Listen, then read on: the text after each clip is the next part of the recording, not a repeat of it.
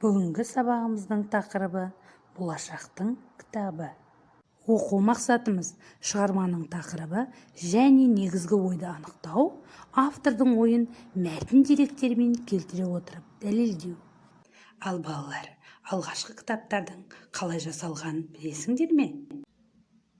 Бұның жауабын мына бейнебаяннан білеміз.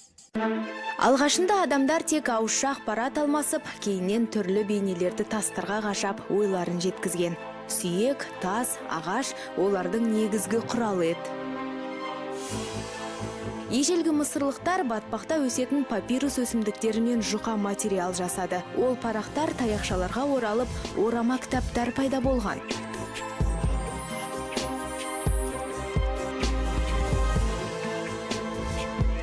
Ал қағаз біздің заманымыздың 2-ші ғасырында тұңғыш рет Қытай жерінде пайда болды.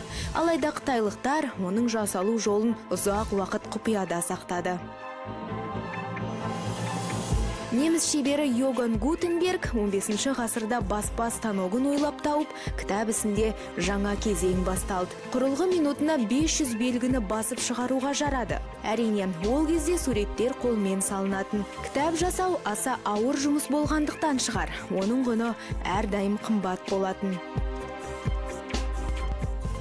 Қағаз 65% үйеңкі, 25% қайың және 10% терек ағашынан тұратын қоспадан өндіріледі. 1 тонна қағаз жасау үшін 2 тонна ағаш сүрегі қажет.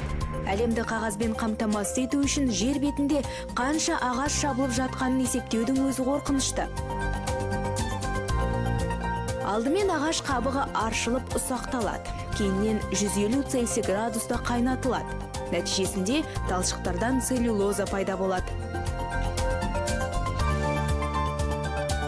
Дайын қоспа арнайы сыққыш аппаратқа жөнелтіледі де, соңғы кезеңде әбден кептіреді.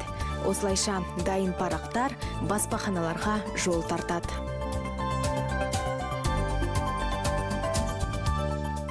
Кітаптардың шығу тарихы туралы көптеген мәліметтер алған болсақ, итальян жазушы Джани Родаридің оқу кабинеті деген ертегісімен танысамыз. Джани Родари жазушы Италияның Умения қаласында дүниеге келген. Енді 75-ші беттегі ертегіні оқимыз. Бұл ертегіден би ғаламшарында кітабы жоқ, білімді құтыға құйып сататынын білдік. Сен қай ғылымды осы құтыға құйып алуға келсер едің? Сабағымызды қорытындылай келе, білімді осылай алған сендерге ұнай ма? Неліктен? Кері байланыс 9-ші тапсырма 77-ші бет.